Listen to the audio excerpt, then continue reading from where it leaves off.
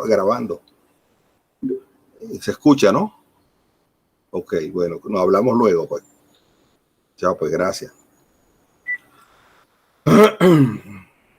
Bueno, vamos a comenzar la clase.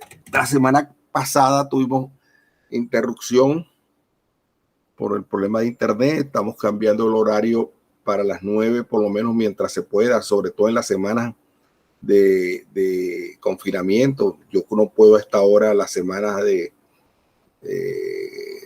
desconfinamiento, porque estoy ocupado. Pero en las semanas de confinamiento vamos a hacerla a las 9, pues. A las 9 y yo les voy avisando si hay algún cambio. Entonces, vamos a trabajar hoy, martes, el jueves, y a lo mejor hasta podemos hacer una clase más el viernes, pues, para seguir avanzando. Ya veremos. Bien. Hoy vamos a estudiar, fíjense, la ecuación de onda, no las hemos resuelto todavía. La ecuación de onda, o la ecuación de, sí, la ecuación de la onda, o la ecuación de las oscilaciones de una cuerda, o las oscilaciones de una barra, que son las mismas, la vamos a resolver, pero en este caso la vamos a resolver en un dominio infinito. Fíjense, tenemos la ecuación donde x está variando en toda la recta real, en toda la recta de menos infinito a infinito, y t es mayor que 0. La conformación inicial de la cuerda es u de x0 igual a phi de x, y la velocidad inicial es la derivada de u con respecto a t en x sub 0 igual a sigma de x. Esas son las dos condiciones iniciales que estamos dando. Aquí no planteamos condiciones de frontera, porque como les digo, pues aquí no hay frontera, aquí estamos trabajando en toda la recta real. Como ya vimos, la ecuación de onda tiene la segunda forma canónica para las ecuaciones hiperbólicas. Eso lo vimos cuando estudiamos la clasificación de las ecuaciones de segundo orden. También podemos reescribir a esta ecuación en la primera forma canónica, que es u de x7 igual a 0. Esto se logra pasando a las variables características, haciendo x igual a x más a t y eta igual a x menos a t. Recuerden, esas variables características surgieron al resolver las ecuaciones características. Pueden revisarse el contenido de la parte correspondiente a las clasificaciones en las ecuaciones de segundo orden. Pues esto estoy utilizando esos resultados. Otra manera de ver esto es si tengo un operador diferencial lineal de segundo orden, que es derivada segunda con respecto a t menos a cuadrado derivada segunda con respecto a x. Eso lo puedo factorizar como derivada primera con respecto a t menos a derivada con respecto a x por derivada con respecto a t más a derivada con respecto a x. Así puedo factorizar ese operador, y utilizando esa factorización, la ecuación de onda se puede escribir de esa manera. O sea, la ecuación de onda la escribo como dos ecuaciones de transporte o de advección de primer orden con coeficientes constantes, ¿no? Ahí tengo 4 y 5, esas son ecuaciones de primer orden, que son las que estudiamos mucho en la primera parte del curso, y sabemos cómo se resuelven, pues. Y precisamente al resolver esas ecuaciones de primer orden, obtengo las ecuaciones características, perdón, los cambios de coordenadas, eso que van a ser las rectas características. No es ninguna coincidencia que x más at sea constante y que x menos at sea constante, sean las rectas características para las ecuaciones de transporte 4 y 5 respectivamente. Ya que la ecuación de las oscilaciones de la cuerda se reducen a la forma u de xi eta igual a 0, entonces eso quiere decir que la derivada con respecto a xi de u eta igual a 0, quiere decir que u eta de xi eta es una función f tilde de eta, y al integrarla, entonces me da una función u de xi eta igual a la integral de f tilde de eta de eta más f1 de xi, y eso lo escribo como f1 de xi más f2 de eta. O sea, la solución me va a venir dada como la suma de una función F1 que depende de xi, solamente de xi, y una función F2 que depende de eta y solamente de eta, que es la que marco allí con número 7, donde F1 y F2 son funciones solo de las variables xi y eta. Recíprocamente, para cualquier función, para cualesquiera funciones F1 y F2 de clase C2, la función u de xi y eta determinada por la fórmula 7 es la solución de la ecuación 6. Por consiguiente, yo puedo escribir a u de, ahora llevando eso a las variables x, t, puedo escribir la solución u de xt como f1 de x más at más f2 de x menos at. Es la integral general de la ecuación 1. Determinemos las funciones f1 y f2 de modo que se cumplan las condiciones iniciales. Entonces, con las condiciones iniciales que di para resolver el problema, vamos a ver quién es F1 y quién es F2. Entonces, usted recuerde que U de X0, cuando la T vale 0, eso es F1 de X más F2 de X, eso es igual a F de X. Y cuando derivo con respecto a T y evalúo en 0 esa derivada, o sea, la derivada de U con respecto a T evaluada en 0, en T igual 0, eso es igual a F' de 1 menos AF' de 2 de X igual a sigma de X, que es la segunda condición inicial que di. Al integrar la 10, veo que eso tiene la forma F1 de X menos F2 de X igual a 1 entre A integral entre X sub 0 y X sigma de alfa de alfa más una constante, donde X0 y C son constantes. A partir de las igualdades F1 de X más F2 de X igual a phi de X y F1 de X menos F2 de X igual a 1 sobre A integral entre X sub 0 y X de sigma de alfa más C, puedo encontrar, resolviendo ese sistema, puedo encontrar que F1 de X es igual a 1 medio de phi de X más 1 sobre 2 alfa integral entre X sub 0 y X de sigma de alfa desde alfa C sobre 2.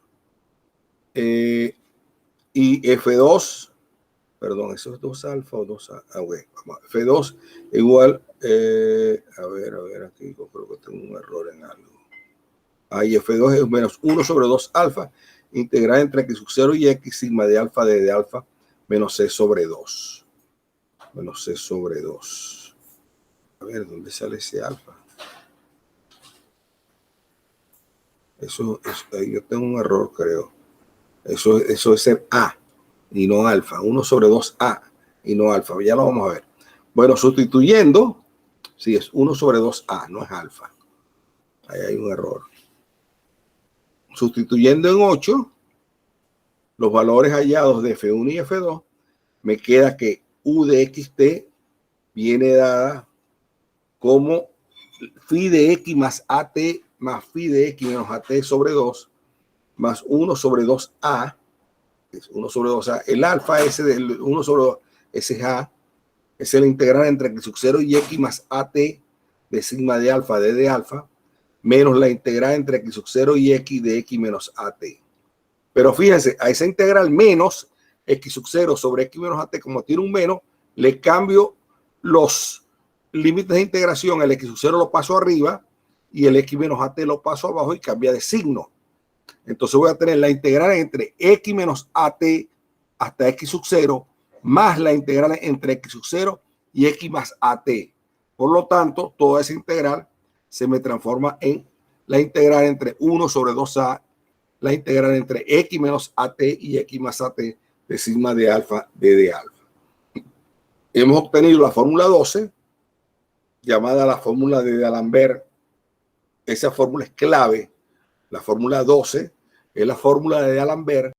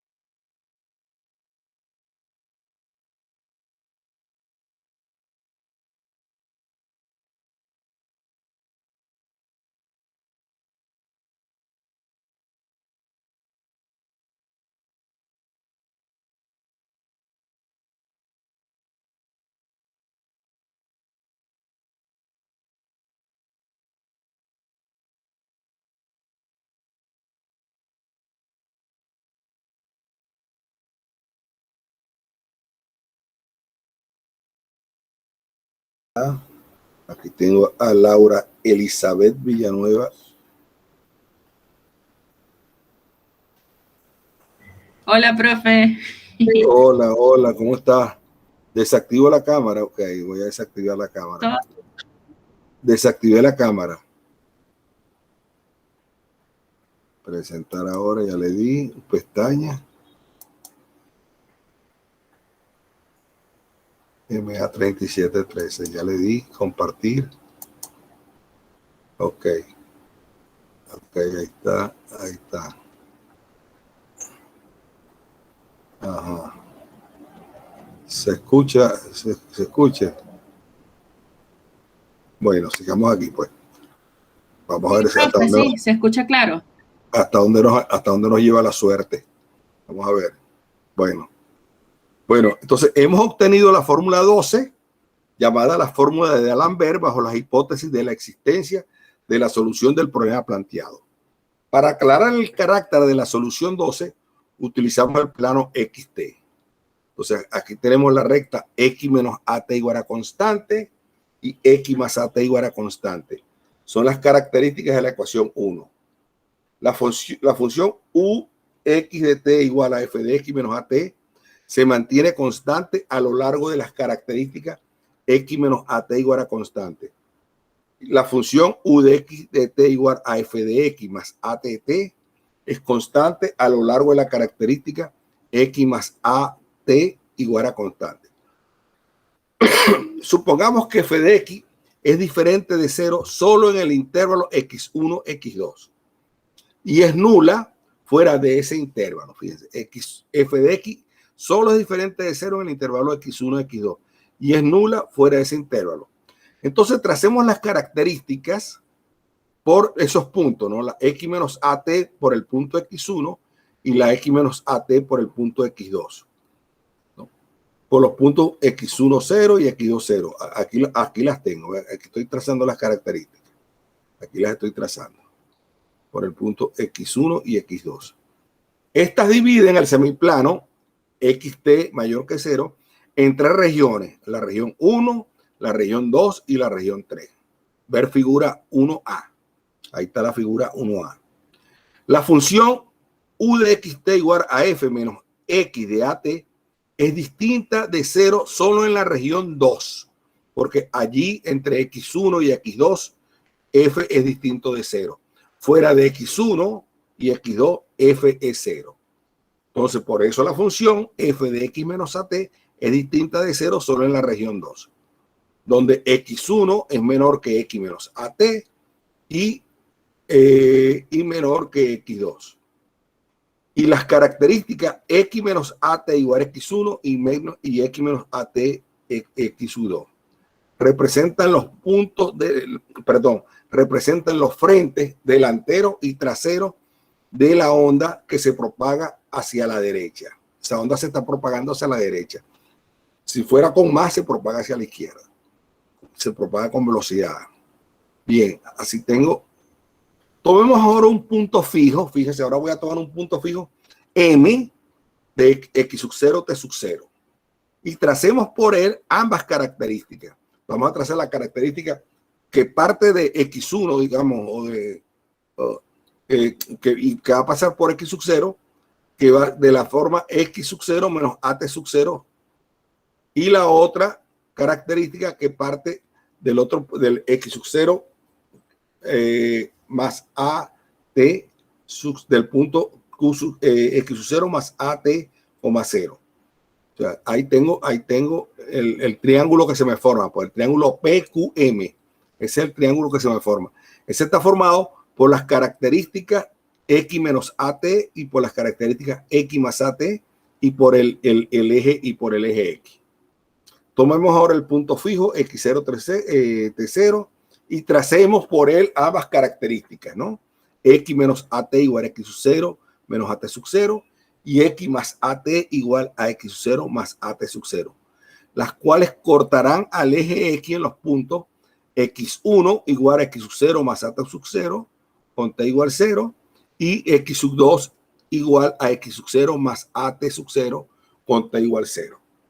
El valor de la función el valor de la función u de xt igual a f1 de x menos at más f2 de x más at en el punto x sub 0 t sub 0 es igual a u de x0 t sub 0 f1 de x1 más f2 de x2.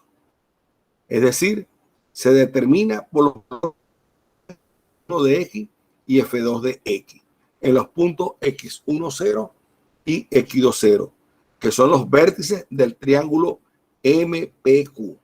Ver figura 1b, formado por las dos características y el eje X. Ese forma el triángulo característico.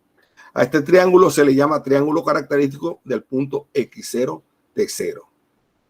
Bien, de la fórmula 12, la tenemos aquí, en la fórmula de D'Alembert, la fórmula 12, la de D'Alembert. De la fórmula 12 se aprecia que la desviación UX0, T0 del punto de la cuerda en el momento T sub 0 depende solo de los valores de la desviación inicial en los vértices P y Q del triángulo característico MPQ y de los valores de la velocidad inicial en el lado PQ. Si escribimos la fórmula 12 en la forma de UM, el valor M es el X0 y 0, UM, phi de P más phi de Q sobre 2 más 1 sobre 2A sigma de alfa de alfa, la integral sobre PQ. Los datos iniciales dados fuera de PQ no ejercen influencia en el valor de UXT. Lo que estoy dando fuera del segmento PQ, si doy datos fuera de allí, no ejercen ninguna influencia en la solución. Entonces, la solución 12 se puede escribir en la forma de la suma UXT igual a 1 de XT más U2 de XT, donde U1 de XT es un medio de phi de X menos AT más phi de X más AT, y U2 de XT es sigma de X más AT menos sigma de X menos AT, y eso es eso que está allí, un medio sobre 2A, la integral entre X menos AT, X más AT, sigma de alfa de alfa, sigma minúscula de alfa de A. Si la velocidad inicial es 0, o sea, si sigma de X es 0, entonces U2 va a ser 0, U2 va a ser 0, 15 va a ser 0. Por lo tanto, la desviación U de XT solamente va a ser a tomar en cuenta la parte correspondiente a la U1 de XT, o sea, un medio de phi de X menos AT más phi de X más AT. En cambio, si la desviación inicial es 0, si en cambio phi de X es 0, entonces U de XT es igual a U sub 2, es la desviación de la cuerda causada por la velocidad inicial. Vamos a ver un ejemplo. Fíjense, estudiemos la propagación de una desviación inicial dada. Estudiemos la propagación de una desviación inicial dada en forma de triángulo equilátero. Este perfil inicial se puede obtener si se tira de la cuerda en el medio del segmento X1, X2. Tracemos las características por los puntos PX1, 0 y QX2, 0. Estas dividirán el semiplano en 6 regiones. Fíjense ustedes. Fíjense, yo tengo el segmento X1, X2. Supongamos lo tengo alrededor, a partir del eje de coordenada, a partir del 0. Entonces, yo agarro, supongamos que tengo una cuerda entre X1 y X2, la agarro por la mitad y la alzo y forma el triángulo. Pues. Ese es el triángulo que está ahí, la disposición inicial de la cuerda. Entonces, fíjense, por los puntos X, X1 y X2, por el X1 trazo la característica correspondiente a X menos AT. Están viendo aquí la correspondiente a X menos AT en este punto. Y después la correspondiente a X más AT por este punto. Están viendo. Tracé las dos características. Lo mismo hago con el X2. Trazo la correspondiente a X menos AT y esta es la correspondiente a X más AT. Tengo las características. Entonces, fíjense, se me forma esta región 1, se me forma esta región 2, se me forma esta región 3, se me forma esta región 4, se me forma esta región 5 y se me forma esta región 6. Recuerden que la data mía va a estar dada entre X1 y X2.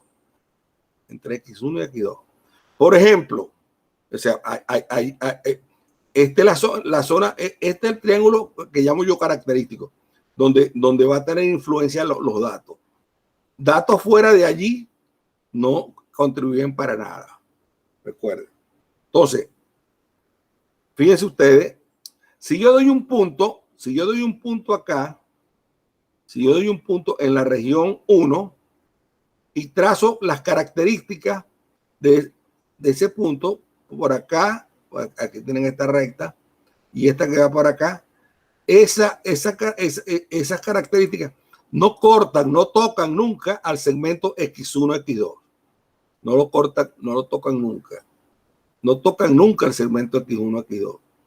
Si doy un punto en la región 2, que tengo aquí en rojo, el XT, entonces fíjense, esta característica corta el segmento X1, X2, pero esta característica no la corta. Entonces, quiere decir que para un punto en la región 2, lo que me va a construir es la característica que corresponde a esto que es el X menos AT. La correspondiente al X más AT no la voy a tomar en cuenta en la solución si doy un punto en la región 2.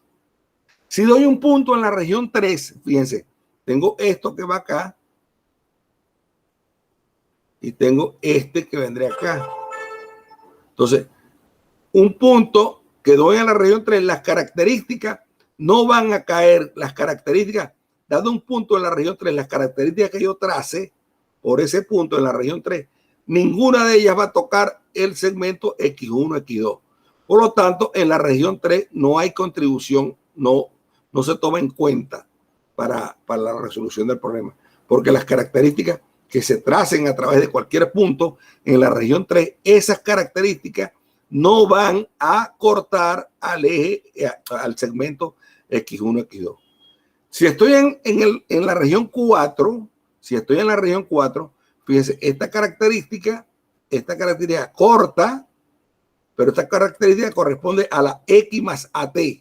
Está corta. Entonces, en la solución para la región 4, la solución que voy a tomar es la que va a corresponder a la característica X más AT. Mientras que la otra característica, la correspondiente a X menos AT, no corta, no llega, no intersecta al segmento de X1, X2. Por lo tanto, esa no me sirve. Y si doy un punto en la región 5, las características que trace por allí, por un punto de la región 5, ninguna de ellas va a cortar al segmento X1, X2. Entonces, bien, yo quiero entonces resolver ese problema. Entonces, la desviación O1, la desviación U1 de XT en cualquier punto XT se da por la fórmula 14. Aquí tenemos la fórmula 14. Se da la 1 y la U2 la da esta, la fórmula 15. Entonces dice, tenemos aquí, la desviación O1 de XT en cualquier punto XT se da por la fórmula 14. ¿Cuál es el problema que yo estoy estudiando? Estudiamos las proyecciones, la propagación de una desviación inicial dada en forma de triángulo equilátero. Aquí estoy tomando solamente, aquí no estoy dando velocidad inicial, sino la desviación inicial. Estoy dando U de X0, estoy dando phi, no estoy dando sigma, no estoy dando phi. Entonces, la desviación inicial, la desviación se estudia por la parte correspondiente a 1 de X de T. En cualquier punto X de T se da por la fórmula 14. Por esto, en la región 1, 3 y 5, la desviación es igual a 0. Yo le dije en la región 1, 3 y 5, cualquier punto que dé en la región 1, 3 o 5, las características que trace por esos puntos en la región 1, en la región 3 o en la región 5, estas características no van a cortar al eje X1, X2. Un punto acá tiene características así, no van a cortar nunca aquí. Por lo tanto, si doy puntos en las regiones 1, 3 y 5, no contribuyen en nada a la solución. Por eso digo, por esto en las regiones 1, 3 y 5, la desviación es igual a 0, ya que el triángulo característico de cualquier punto de estas regiones no tiene puntos comunes con el segmento X1 y X2, en el cual están dadas las condiciones iniciales. En la región 2, fíjense, en la región 2, ¿no? La característica que corta es la que viene con X menos AT, es esta, X menos AT, porque la X más AT es esta que va a cortar fuera del X1, X2. Entonces, en la región 2, la solución es la onda derecha que se está moviendo hacia la derecha, que es phi de X menos AT, esta, ¿no?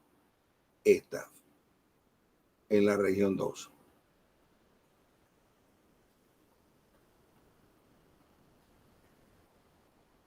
X menos AT. X menos AT. Bien, entonces en la región 2, la solución es U de XT igual a 1 medio de F de X menos AT. Esa es la región 2. En la región 4, la onda izquierda, fíjense, en la región 4 es la onda esta, la que va a cortar, la X más AT. La que se está propagando hacia la izquierda, la X más AT. La X menos AT cae fuera. Entonces, en la región 4, la onda izquierda es esta que está acá. Y en la región 6, la solución es las dos. Porque en la región 6, cualquier punto acá, las características de cualquier punto acá van a cortar. Voy a tener características para X menos AT y para X más AT. Entonces, en la región 6, la solución es esta. ¿Ok? Entonces, ahí tengo la solución del problema, pues. Tengo la solución del problema. Otro ejemplo. Otro ejemplo. ¿Alguna pregunta allí? ¿Se entiende más o menos? ¿Me escuchan?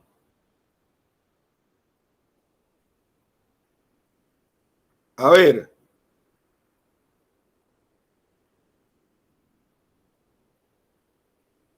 ¿Se escucha?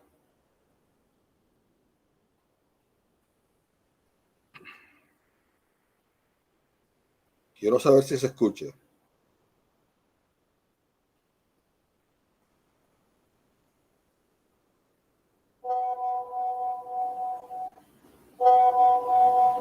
Ok, sí se escucha. Me dice Joandri. Perfecto. Gracias, Joandri. Gracias. Bien. Entonces, bueno, yo creo que ese ejemplo más o menos clarifica un poco la idea de la fórmula de D'Alembert. Veamos otro ejemplo.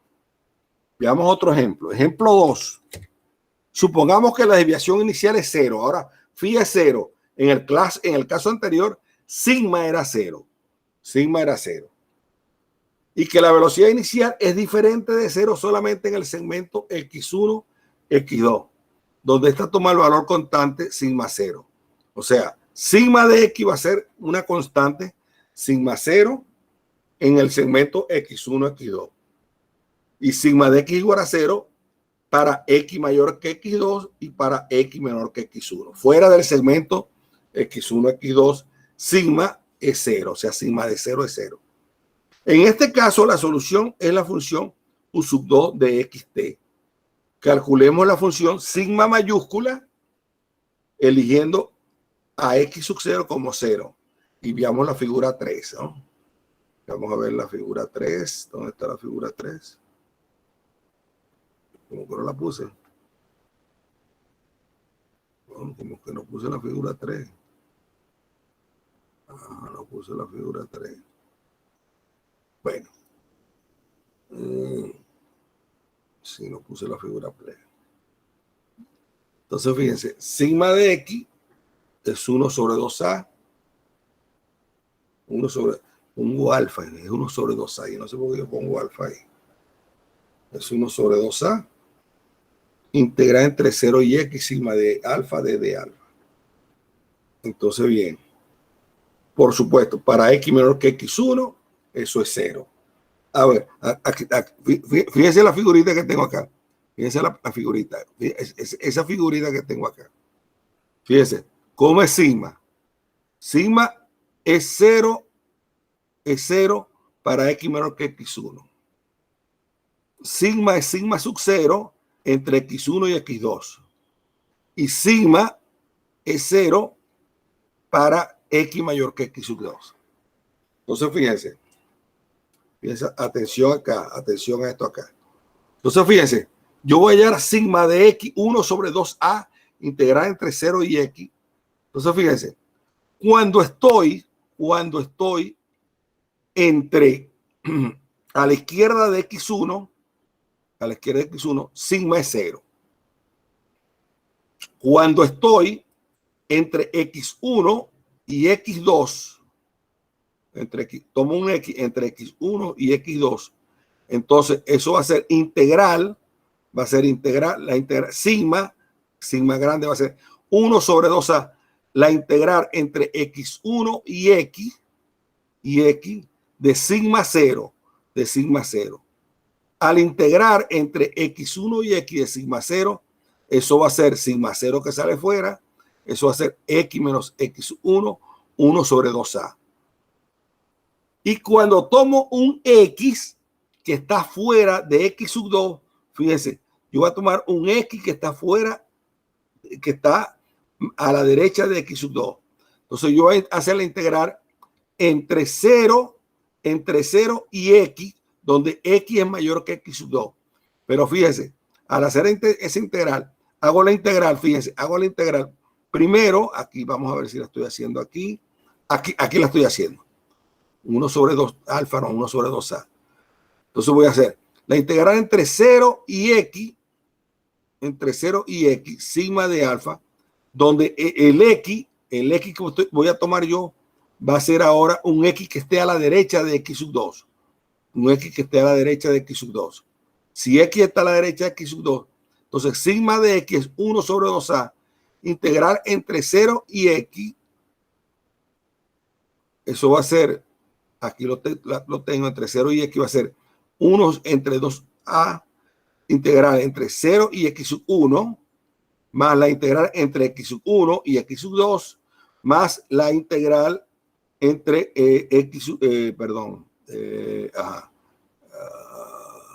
aquí la tengo, x mayor, aquí la tengo, aquí la estoy escribiendo ahora. O sea, si x es mayor a x sub 2, sigma de x es 1 sobre 2a integral entre 0 y x, de sigma de alfa es igual a 1 entre 2a, integral entre 0 y x1, pero entre 0 y x1 la sigma vale 0. Después voy a integrar entre x1 y x2. La sigma entre x1 y x2 vale sigma sub 0. Y después voy a integrar entre x sub 2 y x. Entre x sub 2 y x. X está a la derecha de x sub 2. Allí la sigma vale 0. Por lo tanto, solamente me queda la parte comprendida entre x1 y x2. Y al hacer ese integral me queda x2 menos x1 sobre 2a sigma de 0. Y eso es lo que vale sigma de x cuando x es mayor que x sub 2. Por lo tanto, la solución U2 de xt es la diferencia de las ondas derecha e izquierda con perfil sigma de x. Para aclarar el carácter de la solución, utilicemos el plano de fase, ver figura 2b. Escribamos las expresiones para U de xt en diferentes regiones del plano. En la región x menos at mayor que x2, entonces me queda sigma de x igual a x2 menos x1 sobre 2a sigma de 0 constante. Por lo tanto, como fíjese, sigma es constante en la región x menos at mayor que x2. Sigma es constante. Por lo tanto, si sigma es constante, sigma de x más at es igual a sigma de x menos at y es igual a una constante. Entonces, la U2 de xt, recuerden quién es la U2 de xt, aquí la tienen. Fíjense, la U2 de xt es sigma de x más at menos sigma de x menos at. Pero como sigma es constante, en esa región, sigma de x más at es igual a sigma de x menos at, la diferencia da cero. Por eso esta diferencia da cero. Esta diferencia da cero y u sub 2 de xt es igual a cero. Y así voy. En la región 5,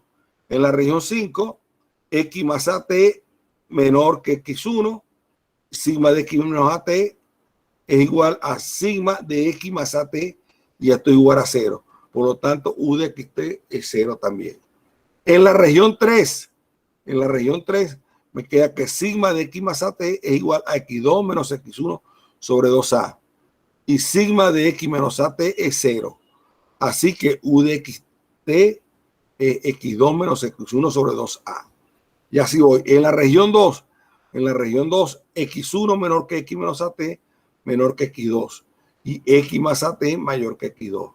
Por lo tanto, sigma de x más at es x2 menos x1, 2a sigma 0. Y sigma de x menos at es x menos at menos x1 sobre 2a sigma de 0. Por lo tanto, u de x2 será sigma de at menos sigma de x menos at. Resto sigma de x más at menos sigma de x menos at, y me queda esa expresión que está así. Y así la voy haciendo, pues, con cada una de las regiones, ¿no? Con cada una de las regiones. Bien. Este problema no lo voy a estudiar ahorita, porque yo voy a dar, aunque lo puedo estudiar, pero prefiero volver sobre este problema cuando vea la... Sí, quiero estudiar la fórmula. Fíjate, vamos a darle una idea de este problema, ¿no?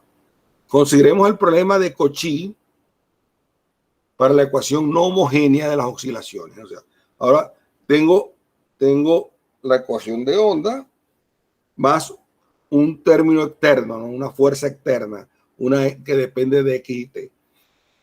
Y tengo las condiciones iniciales, es la desviación inicial, phi de x, y la velocidad inicial, que es sigma de x. Entonces, para resolver este problema, que es no homogéneo, tanto la ecuación es no homogénea como las condiciones iniciales son no homogéneas. O sea, pero que estoy hablando de no homogeneidad en la ecuación. La ecuación es u de t igual a cuadrado u de x más f de xt.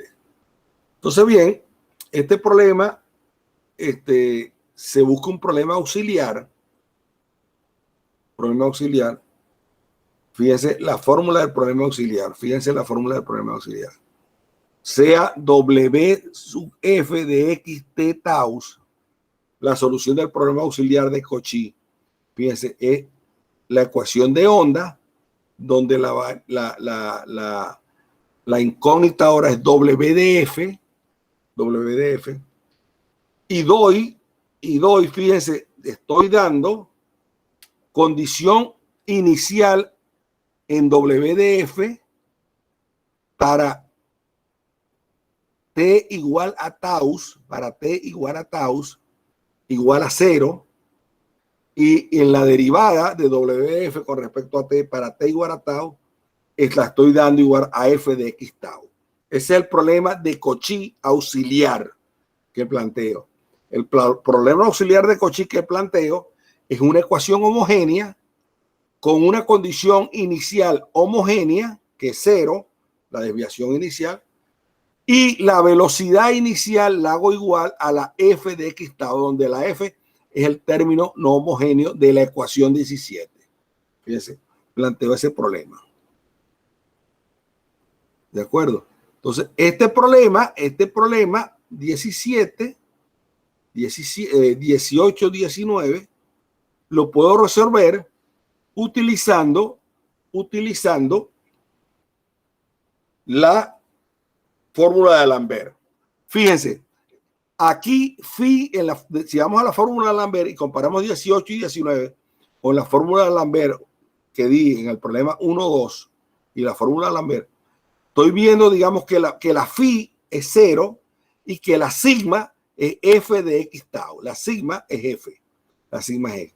Entonces, si utilizo la fórmula 12, para resolver ese problema, esto me va a quedar que w de f de x t menos tau es 1 sobre 2a x menos esto que está acá. Porque el tiempo que estoy trabajando es en el t menos tau. Escribiendo la fórmula de D'Alembert 12 de esta manera, escribimos la fórmula de D'Alembert como la derivada de w de phi con respecto a t de x de t0 más la w de sigma de x. Eso que tengo allí, me queda esta expresión que tengo acá. Entonces, demostramos que tiene lugar el siguiente lema. La solución de la ecuación no homogénea 17 con datos iniciales nulos, ut de x0 y u de x0, tiene la forma esta que está acá. Derivando la función 22 y considerando las condiciones 19 para w sub f, se halla que u de t tiene esta expresión, la u de t tiene esta expresión, la u de x tiene esta expresión. De aquí se aprecia que la función 22 satisface la ecuación 17. De las fórmulas 22 y 23 se deduce de inmediato que la solución del problema 17, en virtud de 21 y 22, se puede representar de esta forma, ¿no? Se puede representar de esta forma. Aplicando la expresión 20 para WF, obtenemos esta expresión que está allí. Y la sustitución directa de 25 en 17 muestra que la función 25 es efectivamente la solución del problema 17 si extiende las derivadas f segunda y sigma prima de x y la parcial de f con respecto a x. La fórmula 24 demuestra que la solución del problema general 17 puede ser escrita directamente si se tiene la solución del problema anterior, auxiliar 18 y 19. De todas maneras, yo no voy a hacer mucha insistencia de esto aquí, porque yo después, seguramente en la próxima clase, voy a dar un método para resolver ecuaciones no homogéneas, que va a ser el principio de Duhamel. Y entonces me estoy reservando, digamos, para tratar de estudiar estos problemas con más detalle cuando vea el principio de Duhamel. El principio de Duhamel. Bien. Ahora vamos a estudiar otro problema muy importante para las ecuaciones diferenciales, que el problema de la estabilidad de la solución, ¿no? Fíjense, las ecuaciones diferenciales parciales, yo doy la ecuación y doy condiciones iniciales y condiciones de borde si estoy trabajando, digamos, en un dominio acotado. Entonces, yo quiero ver si yo perturbo un poco las condiciones, ¿no? ¿Cuánto afecta a la estabilidad de la solución? Si yo perturbo un poco las condiciones, si eso afecta en mucho, en nada o en muy poco a el resultado de las soluciones, ¿no? Entonces, aquí se plantea, este es un problema bien matemático que conlleva, digamos, a bastante discusión y de la cual hay mucha tela que cortar. Pues hoy en día es muy importante, ha cobrado mucha fuerza estudiar problemas inclusive que están mal planteados en el sentido de Hadamard, ¿no? Hadamard, como veremos luego, dice que un problema está bien planteado si existe solución, si la solución es única y si hay estabilidad de la solución. Esto quiere decir que si uno perturba ligeramente los datos, la solución perturbada no se dispara, no hay caos, no hay nada de eso, pues la solución se mantiene estable, pues se mantiene estable. Y eso tiene que ver mucho de la inestabilidad de las soluciones. A veces tiene que ver en la derivación del modelo que estoy trabajando. Porque fíjense, muchos de estos modelos en los que yo trabajo, por ejemplo, ustedes vieron en la desviación de la cuerda. En el modelo sencillo, que llegamos a la ecuación de la cuerda, yo linearicé la cuerda. Yo desprecié términos de orden cuadrado en adelante. Si ustedes revisan la clase anterior, cuando hicimos la deducción tanto de la barra, de las oscilaciones longitudinales que fueron para la barra, que utilizamos las coordenadas de Lagrange, la ecuación de la cuerda, que utilizamos las coordenadas eulerianas, cuando nosotros hicimos la deducción de esos dos fenómenos, las vibraciones o las oscilaciones longitudinales para la barra y las oscilaciones transversales para la cuerda, vimos que se despreciaban los términos de orden cuadrático y de orden mayor. Entonces estábamos linealizando el modelo, linealizamos el modelo y al linealizar el modelo nos quedamos con esa ecuación que funciona bastante bien. Pero hay modelos, digamos, que uno al linearizarlo y al despreciar esos términos cuadráticos, a lo mejor el modelo no es el más correcto porque conlleva a inestabilidad de las soluciones, pues. Conlleva a problemas mal planteados. Y eso es lo que le decía, pues. Muchos problemas son mal planteados, o se dicen mal planteados, porque en la derivación del modelo se ha linearizado, despreciando la contribución de términos de orden mayor que sí tienen que ver con la solución en definitiva, y no como uno parte a priori de que bastaba con linearizarlo. Bien, entremos un poco en detalle de esto, pues. Entonces, la solución de la ecuación 1 se determina unívocamente, o sea, únicamente mediante las condiciones iniciales 2. Demostraremos que esta solución varía en forma continua si las condiciones iniciales varían en forma continua.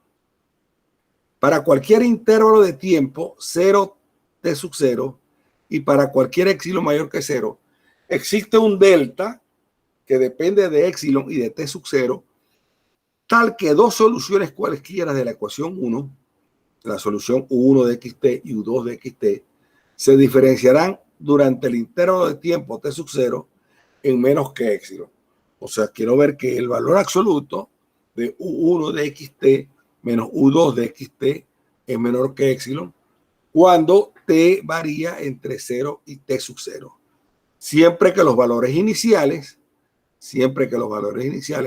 correspondientes a la primera solución, que es el U1 de x0 igual a F1 de x, y la derivada con respecto de U1 con respecto a t, evaluada en x0, que es sigma 1 de x, y U sub 2 de x0 es igual a phi2 de x, y la derivada de U sub 2 con respecto a t en x0 es sigma 2 de x, se diferencia en menos que delta.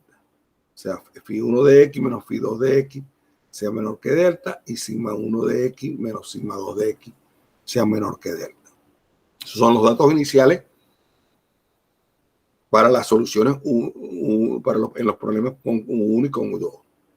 Las funciones U1 de xt y U2 de xt están relacionadas con sus valores iniciales por la fórmula 12, de modo que el valor absoluto de la diferencia de U1 de xt menos U2 de xt es menor o igual que el valor absoluto de phi1 de x más at menos phi2 de x más at sobre 2 más valor absoluto de phi1 de x menos at menos phi2 de x menos at sobre 2 más un medio de 2 sobre a integral entre x menos a integral entre x más at del valor absoluto de sigma 1 de alfa menos sigma 2 de alfa de alfa.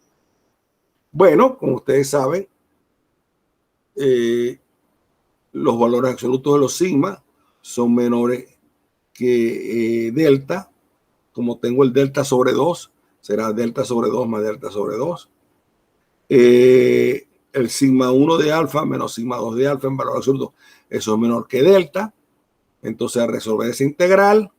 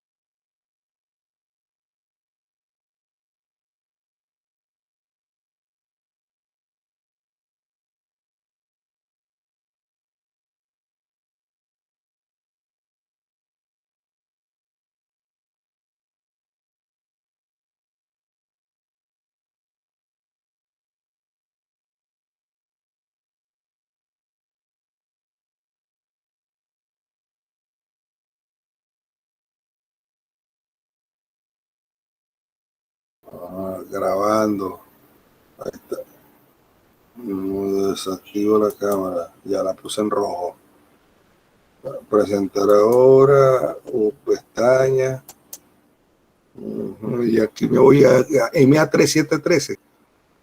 MA3713. Estoy aprendiendo, ¿verdad? Compartir. Ok, ahí la tengo. Ok, ahí la tengo. Ok, gracias. Chao.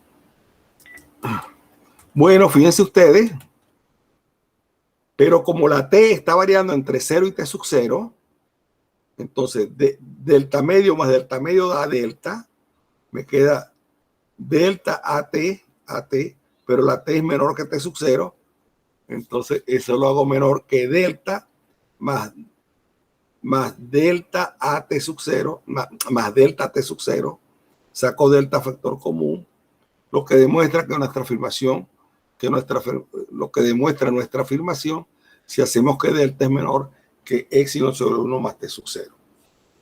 Cualquier proceso físicamente determinado que se desarrolla con el transcurso del tiempo debe caracterizarse mediante funciones que dependan en forma continua de los valores iniciales.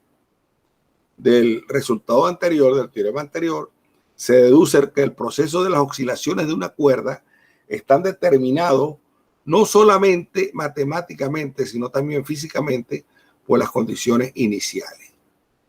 Si la solución de un problema matemático depende en forma continua de las condiciones complementarias, o sea, de los datos iniciales del problema, se dice que el problema es estable. Si la solución de un problema matemático depende en forma continua de las condiciones complementarias, o sea, los datos iniciales, se dice que el problema es estable. El problema de decidir qué forma de condiciones iniciales y o de frontera son las apropiadas para una ecuación diferencial parcial dada es bastante complicado. Sin embargo, Hadamard enumeró 3 requerimientos que se deben cumplir cuando se formula un problema de valor inicial y o un problema de borde o de frontera. Un problema para el cual la ecuación diferencial y la data conducen a una solución satisfaciendo estos requerimientos se dice bien planteado o planteado correctamente. De lo contrario, se dice mal planteado o planteado incorrectamente. Las condiciones de Hadamard para que un problema esté bien planteado son: la solución debe existir, primero. En el caso de la ecuación de la onda, la solución existe, por lo menos ya tenemos la solución, tenemos un método analítico que hallamos la solución, que es el método de Alembert. La solución debe ser única, la disolución debe ser única, eso lo vimos por el método de energía. El método de energía, recuerden, el método de energía me provocó que la solución era única, y la solución debe depender continuamente de la data inicial, como acabamos de ver.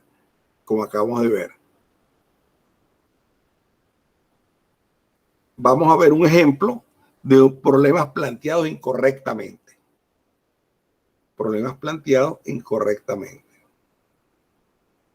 Fíjese, este es muy interesante, este problema, ¿no? Como una regla, los problemas de valores en la frontera para ecuaciones hiperbólicas y parabólicas no están bien planteados. Como una regla, los problemas de valores en la frontera para ecuaciones hiperbólicas y parabólicas no están bien planteados. Esto se sigue del hecho de que en general son ecuaciones cuyas soluciones evolucionan en el tiempo. Son ecuaciones de tipo evolutivo, de ecuaciones de evolución. Y su comportamiento en tiempos posteriores está predecido por sus estados previos. Por lo tanto, un problema de valores de frontera, de valores de borde, que arbitrariamente da o prescribe la solución en dos o más tiempos separados no es razonable. Como un ejemplo sencillo, consideremos la ecuación hiperbólica u de x igual a 0. Ya está escrita en forma canónica, en su segunda forma canónica. Aquí la x varía entre 0 y 1 y la y varía entre 0 y 1. Tengo un cuadrado con los valores de las fronteras asignados en los lados del cuadrado. Fíjense, en el lado, cuando la y vale 0, la x varía entre 0 y 1, la u de x sub 0 vale f1. Después, cuando la x vale 1 y la y varía entre 0 y 1, la u1 de y vale f2. Después, cuando la x vale 0 y la y varía entre 0 y 1, la u0 de y vale f4 de y. Y después, cuando la y vale 1 y la x varía entre 0 y 1, la u de x1 vale f3 de x. Bien, ahí tengo las condiciones dadas. Demostraremos que este problema no tiene solución si la data es asignada arbitrariamente. Fíjate, estos son problemas muy interesantes. Estos son problemas donde uno no puede dar la data arbitrariamente para que haya solución. Y esto se usa, esto se usa mucho en aplicaciones. Pues. Esto es un problema bien interesante. Entonces, fíjense, puesto que la ecuación es la derivada de u con respecto a x y a y igual a 0, esto implica que la derivada con respecto de la derivada de u con respecto a x es constante con respecto a y, porque esa derivada a 0 es constante con respecto a y. Entonces tenemos que ux en x0 va a ser igual a ux en x1, van a ser iguales, porque ella es constante. Entonces, con respecto a y, entonces para y igual 0 y para y igual a 1, u de x, la derivada de u con respecto a x en x igual 0 es lo mismo que la derivada de u con respecto a x en y igual 1. De las condiciones de borde dadas en la figura, se tiene que la derivada de u con respecto a x, fíjense, la derivada de u con respecto a x en x0, la derivada de u con respecto a x en 0 al f1 de x. La derivada de eso va a ser f'1 de x. Y en el borde superior, la derivada, la función es u de x1 igual a f3 de x. La derivada de esa función con respecto a x va a ser f'3 de x. Por lo tanto, al menos que f1 de x y f3 de x sean dadas tal que sus derivadas f'1 de x sea igual a f'3 de x, el problema de valor de frontera no se puede resolver. Por lo tanto, él está mal planteado. Fíjense, ese problema no se puede resolver a menos que yo dé también que la condición f'1 de x sea igual a f'3 de x. De lo contrario, yo no puedo resolver ese problema. Por eso digo que yo aquí, fíjense, aquí la y está jugando como el papel del tiempo, digámoslo así. Está jugando con el papel del tiempo. Estoy trabajando en un intervalo de tiempo 0,1, digamos. Y entonces, aquí este es un problema clave de que las condiciones complementarias, pues en este caso, no pueden darse arbitrariamente, pues, para que pueda tener solución a ese problema. La única manera que ese problema planteado tenga solución es que la f' de u de x sea igual a f'3 de x. De lo contrario, ese problema está mal planteado. Para la ecuación de Laplace, fíjense, para la ecuación de Laplace que tengo allí, u de x más u de y igual a 0. El problema de Cauchy en general no está bien planteado. Esto se demuestra en el siguiente ejemplo debido a Hadamard. Yo voy a tratar de conseguirle más ejemplos de esto.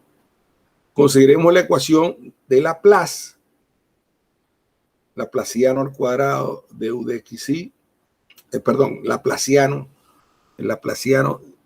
de u de xy es u de xx más u de y igual a 0.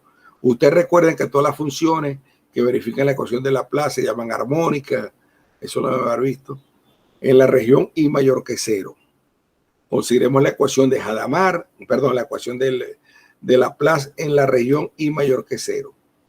Con la data de Cauchy U de X0 igual a 0 y la derivada de U con respecto a I evaluada en X0 igual a seno de NX sobre N. Bien, la solución se obtiene fácilmente, eso no lo hemos resuelto. Ya nosotros vamos a resolver esa ecuación, la vamos a resolver utilizando por lo menos el método de separación de variables y ya veremos por qué se llega a esa solución. Fíjense,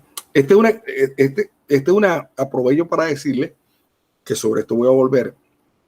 Las características que tiene esta ecuación, esta es una ecuación que es de tipo elíptico. O sea, los fenómenos que ellas describen son fenómenos de tipo estacionarios, fenómenos que no dependen del tiempo. Y las soluciones, aquí van a ser soluciones, cuando uno está resolviendo este tipo de problemas, lo que me tienen que aparecer son funciones trigonométricas y funciones exponenciales, ¿no? La función exponencial en este lado va a venir dado por el seno hiperbólico. Por eso me da seno hiperbólico de n de i. Y seno de n de x va a ser la de forma trigonométrica, digamos. Así van a ser las soluciones de las ecuaciones de tipo elíptico. Las ecuaciones eso lo vamos a ir viendo ahora cuando entremos ya a resolver ecuaciones. Las soluciones para las hiperbólicas, como la ecuación de la onda, van a ser de tipo trigonométrico, tanto para la variable t como para la variable espacial x. Van a haber senos y cosenos, tanto para t como para x. Y para las ecuaciones de tipo parabólico, como la de conducción de calor, conducción, difusión, va a haber trigonométrica para la x y exponencial, una exponencial decayendo para la variable temporal. Entonces ya uno va a saber qué tipo, cómo son las soluciones de acuerdo al tipo de ecuación que uno tenga. Bien, como esta es una ecuación de tipo elíptico, aquí la solución va a venir dada por en una variable va a haber exponenciales que viene dada por el seno hiperbólico y en la otra variable va a haber oscilación o va a haber una parte trigonométrica, pues que va a venir dado por el seno de nx. Bien, ahora cuando n tiende a infinito, la derivada de i con respecto a x, perdón, la derivada de u con respecto a i, si yo derivo u de x con respecto a i, la derivada del seno va a ser el coseno hiperbólico, va a ser el coseno hiperbólico, y hago la i tender a 0, y entonces voy a ver que eso va a ir a 0. Que eso va a ir a 0, ¿no? A ver, ¿por qué va a ir a 0? Ajá. Así que para n grande, la data de Cauchy u de x0 y ui sub 0 se pueden hacer arbitrariamente pequeñas. Se pueden hacer arbitrariamente pequeñas. Bien. Ajá. Bueno. Ahí me queda un n. Me queda un n que se va con el n de abajo. Cuando n va a infinito, 1 sobre infinito, eso va a 0. Ustedes derivan eso y toman el límite cuando n va a infinito. La derivada del seno hiperbólico es el coseno hiperbólico de ni por el n, que ese n se va con 1 de abajo, me queda un n abajo. Cuando n crece, toda esa expresión se va hacia 0, ¿no? Se puede hacer arbitrariamente pequeña en magnitud. Sin embargo, la solución u de xy oscila con una amplitud que crece exponencialmente como e a la n de i cuando n va a infinito. Cuando n va a infinito. ¿Ok? Por lo tanto, la data arbitrariamente pequeña puede conducir a soluciones arbitrariamente grandes y la solución es inestable. Fíjense, si ustedes calculan el seno hiperbólico de n de i es e a la n de i menos e a la menos n de i sobre 2 por el seno de x, n de x sobre n cuadrado. Bueno, si ustedes calculan ese límite cuando n va a infinito, van a ver, digamos, que la U de XY oscila con una amplitud muy grande que crece exponencialmente como E a la N de I cuando N va a infinito. O sea, la solución es grande cuando N va a infinito, mientras que la data es pequeña. Entonces dice, sin embargo, la solución U de XY oscila con una amplitud que crece exponencialmente cuando, por lo tanto, la data arbitrariamente pequeña puede conducir a soluciones arbitrariamente grandes y la solución es inestable. Esto viola la tercera condición de Hadamard, que requiere la dependencia continua de la solución de la data. Recordemos que en la clasificación que hicimos de las ecuaciones diferenciales parciales de segundo orden, la misma dependía de la forma de la parte principal de la ecuación considerada los términos de orden menor, sin considerar los términos de orden menor.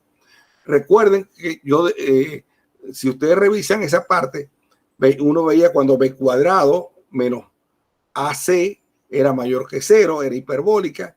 Cuando b cuadrado menos AC igual a 0 era de tipo parabólica. Y cuando b cuadrado menos AC igual a 0 era de tipo elíptica. Donde A corresponde a la derivada de segundo orden de XX. El B correspondía a las derivadas de segundo orden de X y de Y, de UXY. Y el C a las derivadas de segundo orden de las U de I o de las U de TT. Entonces, la parte principal de la ecuación, recuerden, viene dada por la parte que corresponde a las derivadas de mayor orden. Bien. Y en este caso, digamos, yo no, para hacer esta clasificación, no tomaba, digamos, en consideración las derivadas de orden menor, que es importante en algunos casos no despreciar esas derivadas de orden menor.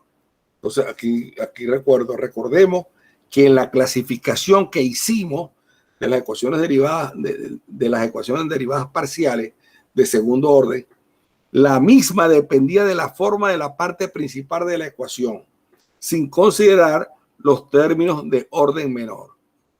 Ahora examinaremos el papel que juegan estos términos de orden menor en la ecuación, en la determinación del comportamiento de las soluciones. O sea, aquí tengo, fíjense.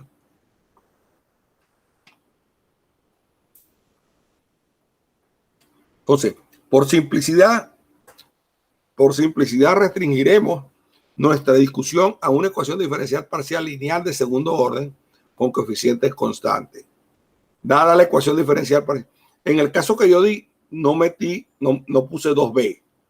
No puse 2b, creo. O metí 2b, no importa, pero no importa. Porque eso quiere, ahí estoy metiendo que las derivadas cruzadas son iguales. ¿No? La U de XT es igual a la U de TX, si la función es de clase C2, por el lema de Schwarz. Bien, pero doy una ecuación de segundo orden general, A de U con coeficientes constantes, A de U de XX más 2BU de XT más CU de TT más DU de X, EDU de T más F de U igual a 0. Todos esos términos son constantes. Bien. Y buscamos una solución en forma exponencial. Buscamos soluciones exponenciales de la forma U de XT igual a AK exponencial de IKX más lambda K de T.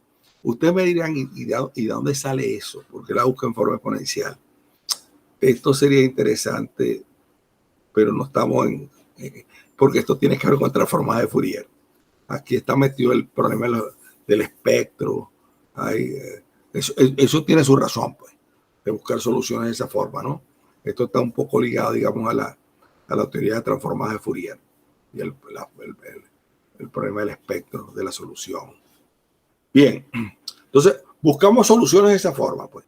A que depende de K, una exponencial de I, la I imaginaria, raíz cuadrada de menos 1, y de K de X más una lambda de K de T, donde A de K es una constante. A de K es una constante. Asumimos que el parámetro K es real y que lambda de K se escoge tal que 27 satisface a 26. Las soluciones U de xt para cada k son llamadas los modos normales de la ecuación 26. En vista que los coeficientes de 26 se asumen reales, las partes reales e imaginarias de los modos normales 27 son también soluciones de 26.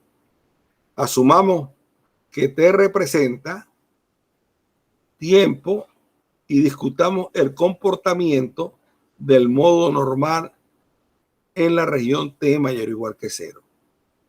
Insertando 27 en 26 se tiene esa expresión, ¿no? Insertando 27 en 26, haciendo las derivadas, ¿no? Llego a esa expresión que tengo ahí, 28. Resolviendo 28 para lambda igual a lambda sub k. Lambda sub k representa a cualquiera de las dos posibles soluciones de 28.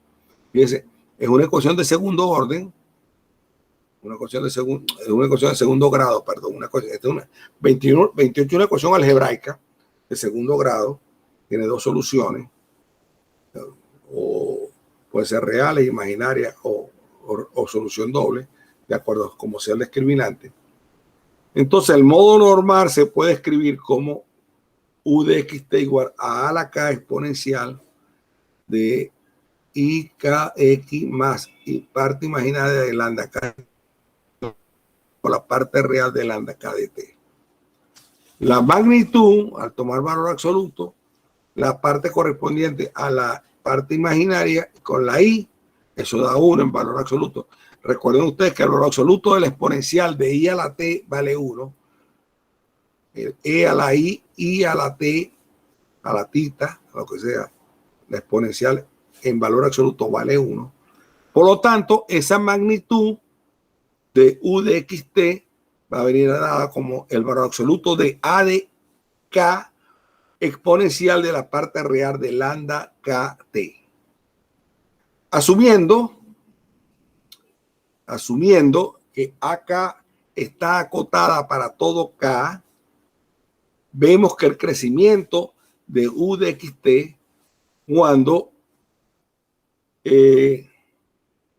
cuando t crece desde 0 hasta determinado, asumiendo que que el valor absoluto de AK está acotado para todo k, vemos que el crecimiento del valor absoluto de la x de t, o sea, la magnitud de U de xt, cuando t crece desde 0, está determinado por la expresión parte real, la parte real de lambda de k. Consideremos dos posibilidades. O bien, la parte real de lambda de k está acotada superiormente para todo k que está en R, o no está acotada. Definamos a la constante omega como la menor cota superior de parte real de lambda. O sea, la menor cota superior es lo que se llama el supremo, ¿no? La menor de todas las cotas superiores. El least upper bound, que llaman, ¿no? El supremo. Entonces, definamos a la constante omega como la menor de todas las cotas superiores de la parte real de lambda de k cuando k recorre todos sus valores. Esto es, omega es el supremo de la parte real de lambda de k, donde k varía entre menos infinito e infinito. Bien. Si la parte real lambda de k no está acotada superiormente, hacemos omega igual a más infinito. Este es el caso que ahora estudiaremos. El caso cuando omega es menor que más infinito se considerará luego. Vamos a considerar el caso en que omega es más infinito, o sea que no está acotado, que la parte real de lambda de k no está acotado. Asumiendo que omega es más infinito, ponemos a k igual a 1 sobre lambda cuadrado de k. O sea, en el modo normal 27. Y consideremos el problema de valor inicial para el modo normal con la data en t igual 0.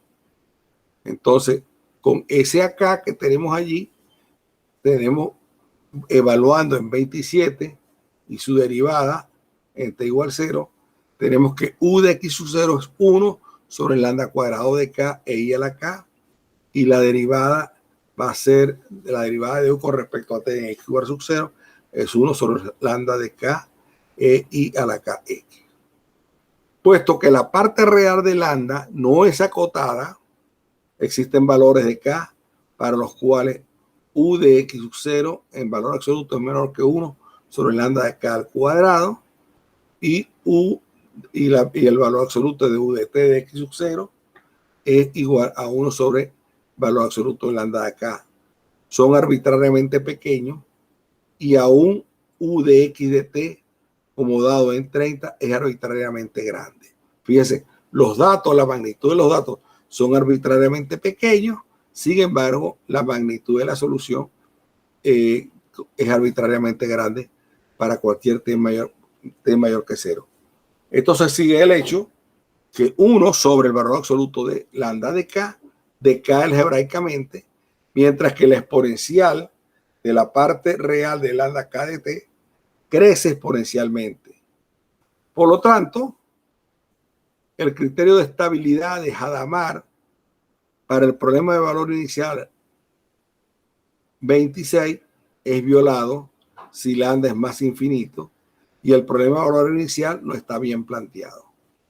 Ahora, si lambda es menor que más infinito, se puede mostrar que el problema de valor inicial para 26 está bien planteado antes de considerar el caso donde lambda es menor que más infinito. Consideremos un ejemplo en el cual la discusión anterior es aplicada a ecuaciones específicas de tipo elíptico, parabólico e hiperbólico. Entonces, fíjense, aquí viene un ejemplo. Aquí viene un ejemplo. Dada la ecuación de tipo elíptico, u de xx más u de tt más rho de u igual a 0, con rho igual a constante. Los lambda acá en la solución modo normal 27 tiene la forma, o sea, introduciendo los modos normales, introduciendo 27, fíjense, aquí está 27. 27, ¿dónde está 27? Aquí está. O sea, esto 27 derivo dos veces con respecto a x, dos veces con respecto a t. Voy aquí a mi ecuación, dos veces con respecto a x, meto eso allí y me queda que la solución normal, modo normal 27, tiene la forma lambda de k igual a más o menos la raíz cuadrada de k cuadrado menos rho. Seleccionando la raíz positiva, vemos que lambda de k es real para k cuadrado mayor o igual que rho, y que la parte real de lambda de k va a más infinito, cuando el valor absoluto de k va a más infinito. Así que el omega es más infinito, y el problema de Cauchy para 33 con la data en t igual a 0 no está bien planteado. No está bien planteado. Bien, no está bien planteado para la ecuación 33. Bien, ahora consideremos la ecuación parabólica rho u de xx más u de t igual a 0, la ecuación 35, donde rho igual a constante tiene la forma de la ecuación de la difusión o de calor si rho es menor que 0, y es conocida como la difusión atrasada o la ecuación del calor si rho es mayor que 0. Una forma se obtiene de la otra si se invierte la dirección del tiempo. O sea, aquí el tiempo es reversible, pues. Esto es si t es reemplazado por menos t. Las soluciones modos normales para 35 se obtienen de esta forma, o sea, haciendo lo mismo, introduciendo 27 dentro de la ecuación, llegamos a que lambda de k es igual a la forma rho k cuadrado. Ahora, si rho menor que 0, tenemos que rho es igual a 0, porque recuerde que rho es la menor de todas las cotas superiores. Si rho es menor que 0, entonces rho por k cuadrado es menor que 0. Entonces 0 sería la menor de todas las cotas superiores, porque eso siempre es negativo. Mientras que si ρ es mayor que 0, tenemos ρ igual a más infinito, porque eso crece tanto como se quiera, pues. Así que el problema de Cauchy no está bien planteado si ρ es mayor que 0. La data apropiada en vista de nuestra discusión sería u de x0 igual a 1 sobre ρ k cuadrado e y k x con ak igual a 1 sobre lambda de k, ya que solamente ocurre una derivada temporal en 35. La solución modo normal tendría esa forma: u de xt igual a 1 sobre lambda k cuadrado exponencial de i kx más ρ k cuadrado t. Y es evidente que para ρ mayor que 0 y k mayor que infinito, la valor absoluto de u de x0 es pequeño, y u de xt es grande.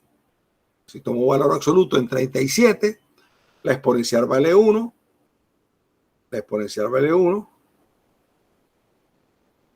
y pero como K crece, 1 sobre perdón, ¿qué fue lo que dije aquí? La data apropiada en vista de nuestra discusión sería u de x0 igual a esto que está acá, con a de k igual a esto, ya que solamente ocurre una derivada temporal en 35. La solución modo normal tiene esta forma, y es evidente que para ρ mayor que 0, a y k tendiendo a infinito, u de x0 es pequeño. Mientras que u de xt es grande. Ok. Claro, porque tengo dos exponenciales. Tengo la exponencial con la i, tengo la exponencial con la rota. Esa crece más que la de abajo. La exponencial de ρ k cuadrado de t, esa va a crecer mucho más que la ρ de k cuadrado. Por lo tanto, el valor absoluto de u de xt es grande. Bien, ahora en el caso de que tenga la ecuación hiperbólica, donde ρ es igual a constante, la solución modo normal tiene la forma de más o menos i raíz de k cuadrado más ρ. Para valor absoluto de k lo suficientemente grande, si ρ es menor que 0, tenemos parte real de lambda k igual a 0, porque el lambda k es un imaginario.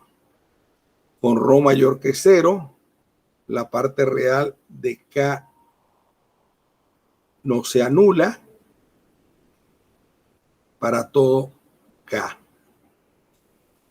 ¿Qué pasó aquí? A ver, esto no lo entiendo. Como lambda de k es igual a más o menos i raíz cuadrada de k cuadrado más k. Entonces, para valor absoluto de k lo suficientemente grande, si ρ es menor que 0, tenemos que la parte real de k es 0. Con ρ mayor o igual que 0, la parte real de lambda de k no se anula para todo k. Por lo tanto, omega es menor que más infinito para 38. Y el problema de Cauchy está bien planteado. Bueno, en todos los casos anteriores tenemos que el valor absoluto de lambda de k tiende a infinito cuando el valor absoluto de k tiende a infinito. Así que la data de la forma 32 se escoge y omega menor que más infinito. Y el valor absoluto de u de x0 y el valor absoluto de la derivada de u con respecto a t de x0 se pueden hacer arbitrariamente pequeños escogiendo k mucho más grande que 1. Pero u de xt es también pequeño, ya que la exponencial de la parte real de lambda k de t no crece sin acotación, con k para valores fijos de t. La constante omega definida por 31 se conoce como el índice de estabilidad para la ecuación diferencial. Ya hemos visto que cuando lambda es más infinito, la solución del problema de valor inicial para 26 son inestables. En la siguiente discusión asumiremos que omega es menor que más infinito. Y preguntamos si las soluciones de magnitud inicialmente acotada pueden crecer sin cota cuando t tiende a más infinito. Las ecuaciones para las cuales esto puede suceder se dicen inestables. De lo contrario, ellas se dicen estables. Por lo tanto, inclusive si el problema de Cauchy está bien planteado, la ecuación puede ser inestable.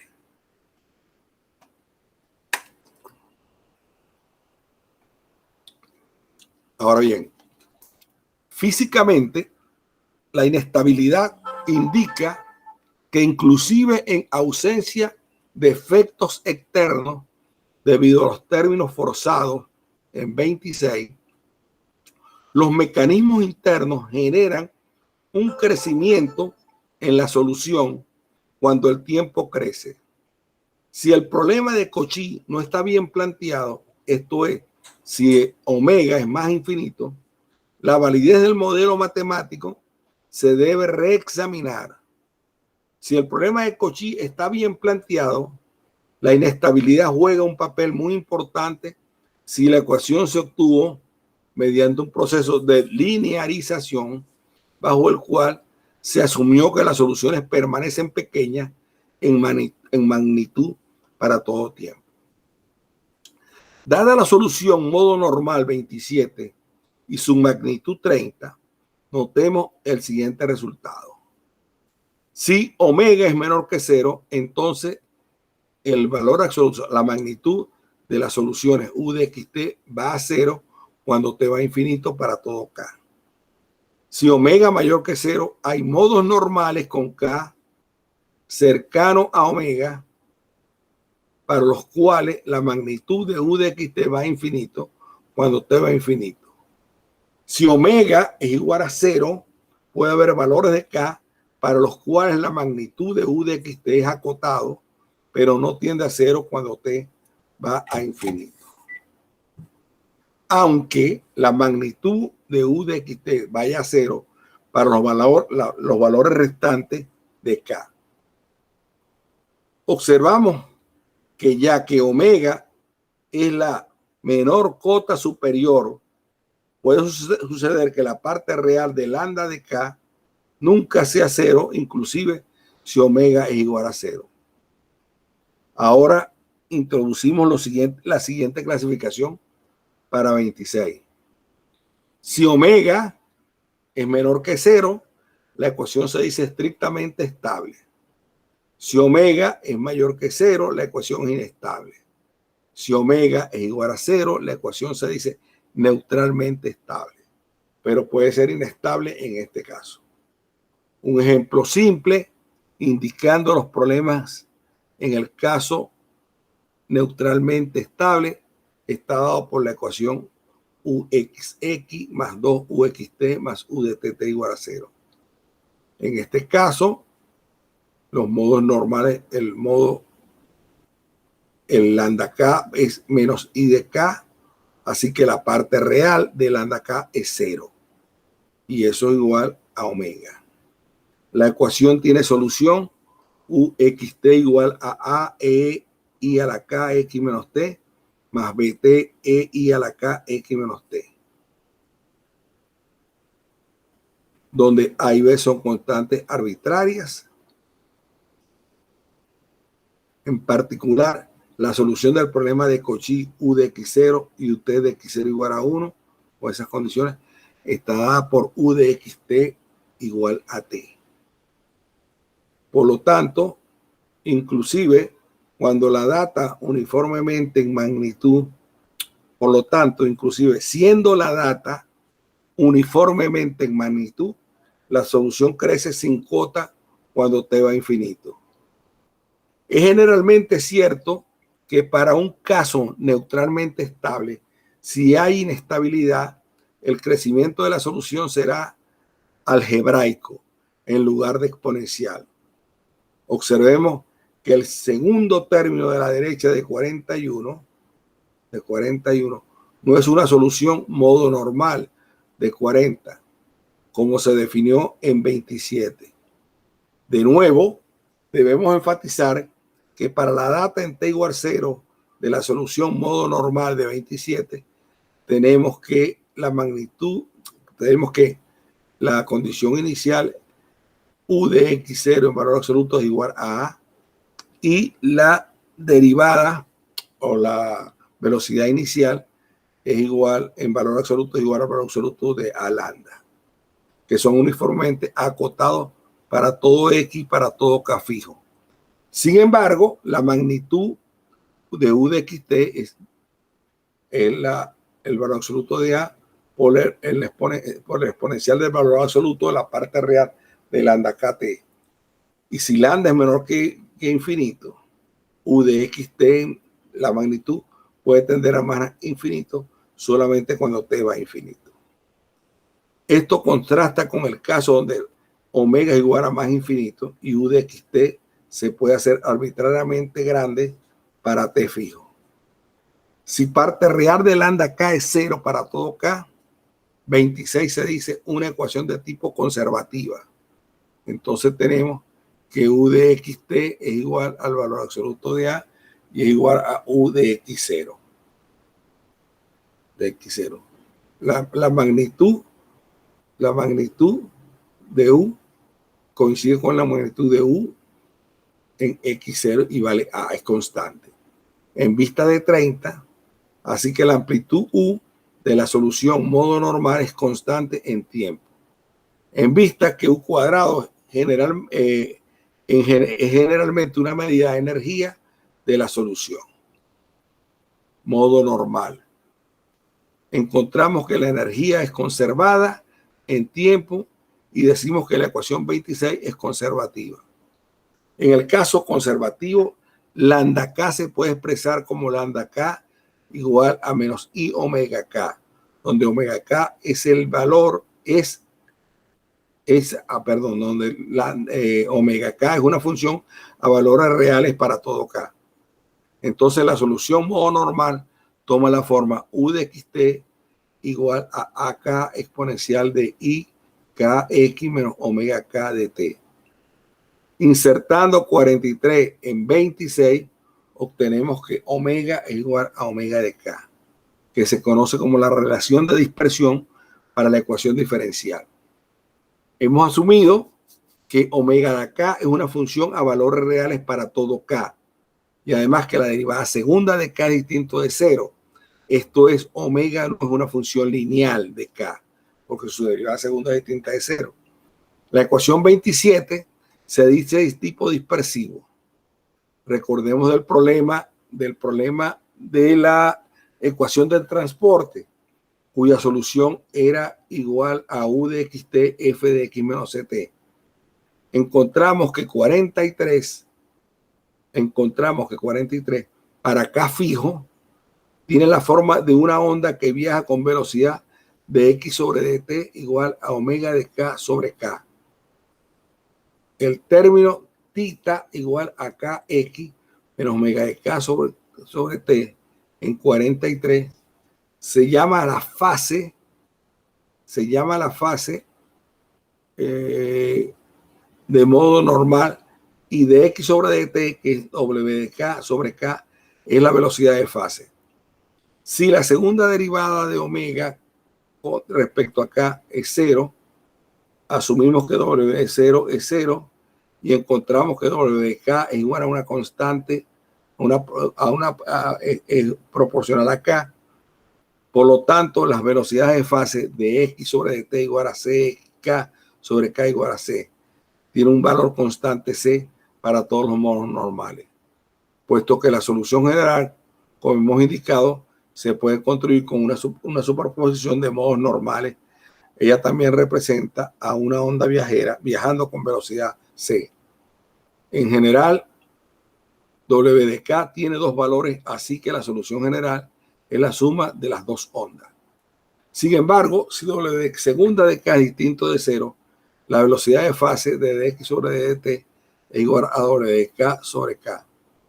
Serán diferentes para valores diferentes de K, así que los modos normales diferentes tienen diferentes velocidades. Bien, esto lo quise decir yo porque otra manera de de lograr clasificaciones, fíjense, de lograr clasificaciones de las ecuaciones, ya no utilizando la parte principal del operador, sino metiéndome con los términos de orden menor, pues. Y aquí logramos otras caracterizaciones para ver cuando las soluciones son estables, inestables, para ver cuando el problema está bien planteado o mal planteado. O sea, hemos completado una caracterización bastante amplia de las ecuaciones diferenciales. Pues. No solamente nos ocupamos de la parte principal para ver si son de tipo hiperbólico, parabólico, elíptico, sino estudiando, digamos, los modos normales, estos modos, podemos ver si hay estabilidad de la solución o no hay estabilidad. Estos son fenómenos, aquí quedan muchas partes, pues aquí hemos estudiado, digamos, lo que se llama la velocidad de grupo, para ecuaciones no lineales como la Klein-Gordon, la KdV, todo ese tipo de ecuaciones. Pero bueno, esto lo quise decir, lo quise dar a manera de información. Pues. Bien, para la próxima clase, que va a ser el jueves a la misma hora, a las 9 de la mañana, vamos a hacer clase el jueves a las 9 de la mañana. Vamos a entrar con el método de separación de variables. Fíjense que yo les di la fórmula de D'Alembert para resolver la ecuación de la onda en un intervalo, en una región infinita. Voy a utilizar ese mismo método para resolverla en región semiacotada, o sea, en vez de la recta completa, en la semirrecta, con condiciones iniciales que pueden ser en un extremo, en el extremo cero, supongamos si voy a trabajar en la recta semi-infinita de cero a infinito, en el extremo cero tengo un borde, puedo tener esa semirrecta infinita amarrada o la puedo permitir que se deslice y voy a tener entonces condiciones de tipo Dirichlet o de tipo Neumann, o que hay una especie de deslizamiento para tener condiciones de tipo Robin y van complicando el problema. Pues. Bien, al terminar, vamos a ver si para el jueves les puedo ya tener la nota, o esta semana les tengo la nota. Yo revisé ya algunos de los exámenes para tenerle ya las notas de la primera asignación. Y si al terminar la clase del próximo jueves, ya estamos entonces para enviarle la segunda asignación. En la clase del jueves, yo espero culminar todo, por lo menos lo que pide el curso, porque no me voy a meter con transformadas en Laplace y de Fourier. No me daría, tendría que quitar la parte de numérica o algo de la parte numérica, pero eso no está contemplado en el programa. En la clase del jueves voy a ver el método de separación de variables para las ecuaciones de tipo hiperbólico y el principio de Duhamel para resolver las ecuaciones no homogéneas, principio que voy a utilizar también para las parabólicas. El método de separación de variables es un método muy poderoso para las ecuaciones parciales lineales, las ecuaciones diferenciales parciales lineales, aunque funciona para algunas no lineales, no para todas, pero en algunas funciones, en algunas ecuaciones diferenciales no lineales también se puede aplicar. Pues vamos a ver si puedo hacer algo de eso. Pero para las ecuaciones diferenciales parciales lineales funciona perfectamente en dominios finitos y en algunos, en casos muy particulares de dominios semi-infinitos también funciona. Bueno, ¿alguna pregunta o alguna interrogante o que quieran hacerme? ¿Me escuchan? ¿Se escucha? Bueno, si no, entonces nos veríamos el próximo jueves a las 9 de la mañana, pues. A las 9 de la mañana. Perfecto. ¿Alguna pregunta?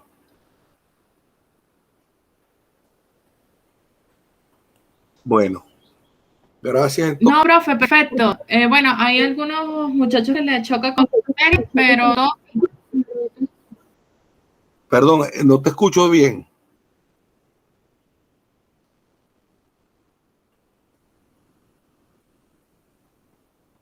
No, profe, No todo te- perfecto, tranquilo.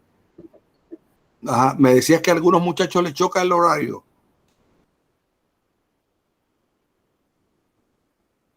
Ah, sí, a ese horario porque tienen otra materia también. Sí, el problema que hemos tenido es que a la 1 la conexión está muy mala. Está muy mala. Está muy mala. Entonces, bueno, pero bueno, estamos grabando la clase. Vamos a ver, vamos a ver. Bueno, ¿qué otro horario les podría convenir? Pero bueno, grabando la clase no importa, pues ellos la pueden escuchar en cualquier momento. Entonces, bueno, lo dejamos para el jueves a las Buenísimo. 9 de la mañana. Bueno, bueno, gracias, pues. Ok, profe. Hasta luego. Hasta A luego. usted. Hasta luego. Chao, Joandri.